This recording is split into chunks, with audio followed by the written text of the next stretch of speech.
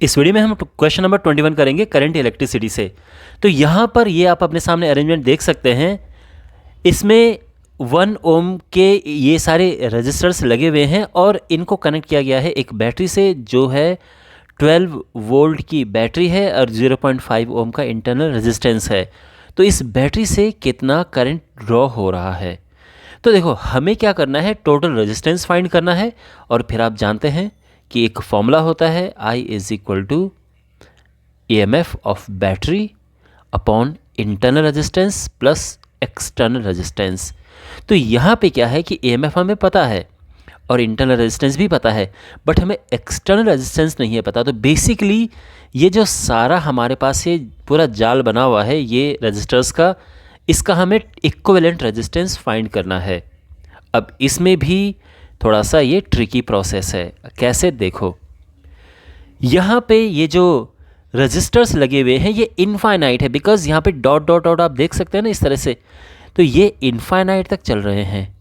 तो infinite registers का कैसे हम रेजिस्टेंस निकालें, तो एक चीज़ आप नोटिस करेंगे यहाँ पे कि यहाँ पर पैटर्न रिपीट हो रहा है। देखो ये है 1 1 1 ओम के, फिर से 1 1 1, फिर 1 1 1, फिर 1 1, ये चलता जा रहा है। तो हम क्या कर सकते हैं, जहाँ से ये रिपीट होना शुरू हो रहा है हम वहाँ पर सिंपली ये अज्यूम कर लें कि देखो सबसे पहले आप क्या लिखेंगे कि let the equivalent resistance is R।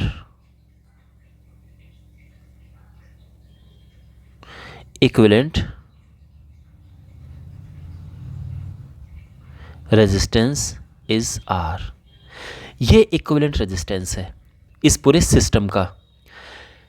अब क्या करेंगे, जैसे कि मैंने आपको कहा था कि ये रिपीट हो रहा है। देखो ये जो रिपीट हो रहा है, तो जितना सारा रिपीट हो रहा है उसकी जगह पे भी हम R लिख देंगे। तो ये हो जाएगा, यानी ये इक्विवेलेंट है किसके,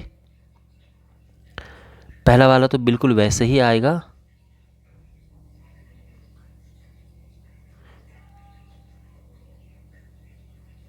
लेकिन जो ये रिपीट हो रहा है उसकी जगह पे आप केवल लिख देंगे। तो यहाँ पर हम लिखेंगे इसकी जगह पे R। तो बेसिकली देखो ये 1 1 1 ये है, और जो बाकी है इसकी जगह पे हम लिख देंगे R।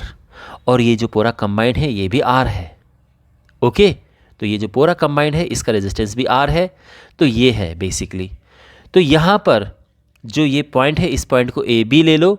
AB के बीच का रेजिस्टेंस क्या होगा, तो यहाँ पर ये जो R और 1 है ये दोनों पैरेलल में है।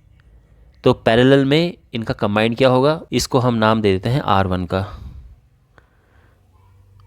1/R प्लस 1/1, तो ये हो जाएगा R प्लस 1, और इस तरह से R1 आ जाएगा R/R प्लस 1। और अब जो टोटल इक्विवेलेंट है, तो अब देखो अगर हम इसको कंबाइन कर दें तो इसके बाद अगला फिगर क्या बनेगा, अगला बनेगा देखो ये हुआ, फिर ये और ये। तो ये 1 है, ये अभी जो हमने R1 निकाला है यहाँ पर, और ये भी 1 है, और ये तीनों किस में है, सीरीज में है। तो ये इनको हम कंबाइन करेंगे और आप जानते हैं कंबाइन करके टोटल निकल जाएगा जो कि R के बराबर है। तो finally R is equal to 1 plus R1 plus 1। तो ध्यान रखना ये भी R है और पूरा भी R है, ठीक है ना, क्योंकि ये समझो कि ये पूरा इनफाइनाइट है। तो ये इनफाइनाइट है। अब उस इनफाइनाइट से हम थोड़ा सा अगर निकाल भी देंगे तो भी क्या बचेगा, इनफाइनाइट ही बचेगा। इसलिए ये समझो कि ये R है और कंबाइंड भी R है, ये ध्यान रखना आप। तो यहाँ पर ये है R इज इक्वल टू ये 1 + 1 2 हो गया, और यहाँ पर आ जाएगा इस तरह से ये। तो ये हो जाएगा R is equal to 2R plus 2 + R upon R + 1। R square plus R is equal to 3r plus 2 R square minus 2r minus 2। और यहाँ पर क्या होगा r, तो ये हो जाएगा माइनस b, हम डिस्क्रिमिनेंट फॉर्मूला यूज़ करें, ठीक है, plus minus under root B square minus 4ac, तो माइनस माइनस का प्लस हो जाएगा अपॉन 2a। ये हो जाएगा 2 प्लस माइनस, चलो फिलहाल लिख देते हैं, ये 12 हो जाएगा यहाँ पर, 2 प्लस ये 4 इंटू 3 होगा, ये 2 बन के बाहर आ जाएगा। अब माइनस को हम इग्नोर कर देंगे क्योंकि नेगेटिव में तो आएगा नहीं रेजिस्टेंस, तो ये हो जाएगा 2 प्लस 2 से डिवाइड कर दो, ठीक है, तो 1 प्लस √3। इस ये हम वैल्यू पुट करेंगे, √3 होता है 1.73, तो ये आ जाएगा 2.73। और फिलहाल अगर आप चाहो तो इसको √3 ही रहने दे सकते हो। इतना ये कंबाइंड रेजिस्टेंस आ चुका है। अच्छा, अब वापस इस पे आ जाओ, इस चीज़ पे हमने यहाँ आई निकालना है, तो एक्सटर्नल रेजिस्टेंस जिसकी मैं बात कर रहा था ये आर, तो ये तो हमारे पास अब निकल चुका है, बाकी सभी ऑलरेडी गिवन है। तो फाइनल जो हमारा आंसर है वो क्या होगा, करंट इज इक्वल टू, देखो EMF upon internal plus external. EMF कितना है यहाँ पे, 12 वोल्ट की बैटरी है, 0.5 का इंटरनल है, तो 12 अपॉन 0.5 प्लस 2.73, यह आ जाएगा 12 अपॉन 3.23, और ये आएगा डिवाइड करके 3.715, रफली आप इसको 3.7 एम्पियर भी लिख सकते हैं, ठीक है ना। तो ये हमारा आंसर है, फाइनल आंसर। तो ये इसका सॉल्यूशन है। आई होप आपको समझ आया होगा।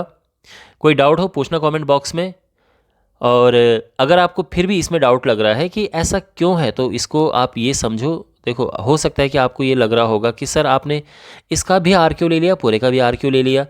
तो ये उसी तरह का क्वेश्चन है, मैं आपको बताता हूँ कि जैसे आपको याद होगा इस तरह के क्वेश्चन हम करते थे कि y is equal to 2 raise to the power 2 raise to the power 2 raise to the power 2 raise to the power, और फिर अप टू इन्फिनिटी, इस तरह से कुछ होता, कुछ कोई एक्सप्रेशन होता था। तो हम क्या करते थे, अगर आपको याद हो, तो y is equal to 2 raise to the power, इसको भी हम y लिख देते थे, क्योंकि हम ये मान के चलते थे कि अगर हम इसको छुपा दें, इसको हम हाइड कर दें, तो जो बचेगा वो भी वैसे ही दिखेगा जैसे पहला वाला था, ठीक है ना। तो इसीलिए ये बिल्कुल उसी तरह से है जो हमने अभी किया है कि ये जो पूरा यहाँ पर ये रेजिस्टेंस है, इसका रेजिस्टेंस R है, और अगर हम इतना हटा भी दें तो ये वही आएगा जो कि पहले से था, क्योंकि ये तो इन्फाइनाइट है पीछे, ये नहीं कि एक कम हो गया, इन्फाइनाइट से एक कम होगा तो भी तो इन्फाइनाइट ही होगा वो, इसलिए हमने दोबारा से इसको R लिख दिया। तो आई होप आपको ये समझ आया होगा। मिलते हैं अगले वीडियो में, टेक केयर।